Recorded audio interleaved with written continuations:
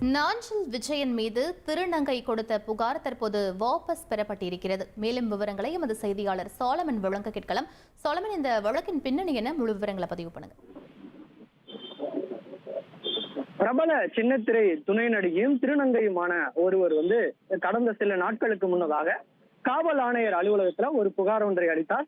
குறிப்பாக பிரபல சின்னத்திரை நடிகரான நாஞ்சில் விஜயன் என்பவர் தன்னை 5 வருடங்களாக காதலித்து ஏமாற்றி விட்டதாகவும், அது மட்டுமின்றி திருமணம் செய்து கொள்வதாக பல்வேறு முறையில தன்னுடன் உடலுறவு வைத்துக் கொண்டு தன்னை ஏமாற்றி விட்டதாகவும், அது மட்டுமின்றி தன்னிடம் இருந்து பல பணத்தையும் பறித்து கொண்டு அவர் ஏமாற்றி விட்டதாகவும் ஒரு புகாரானது கொடுக்கப்பட்டது. அவர் மீது, நாஞ்சில் விஜயன் மீது கடும் நடவடிக்கை எடுக்க வேண்டும் எனவும் அந்த புகார்ல கொடுக்கப்பட்ட நிலையில இந்த புகாரானது காவல் ஆணையர் அலுவலகத்துல இருந்து வில்லிவாக்கம் அனைத்து காவல் நிலையத்திற்கு மாற்றப்பட்டது.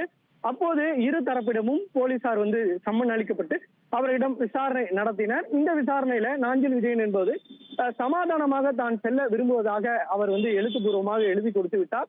இதனைத் தொடர்ந்து அந்த புகார்தாரரான அந்த திருநங்கை அவரிடம் விசாரணை மேற்கொண்ட போது தாங்களும் சமாதானமாக செல்வதாக கூறிவிட்டு எழுத்துப்பூர்வமாக இந்த காவல் ஆணையர் அலுவலகத்தில் கொடுக்கப்பட்ட இந்த புகாரின் மீது மேல் நடவடிக்கை வேண்டாம் எனவும் என்ற எழுத்துப்பூர்வமாக எழுதி கொடுத்து விட்டு சென்றுள்ளார். இந்த சம்பவமானது பெரும் அதிர்ச்சியை ஏற்படுத்தியிருக்கிறது. குறிப்பாக ஏற்கனவே அவர் பாலியல் ரீதியான ஒரு புகாரை கொடுக்கப்பட்ட நிலையில தற்போது அவர் வாபஸ் பெற்றிருப்பதும் அப்பகுதியில மற்றும் சினிமா வட்டாரங்கள்ல பெரும் அதிர்வலை ஏற்படுத்தியிருக்கிறது.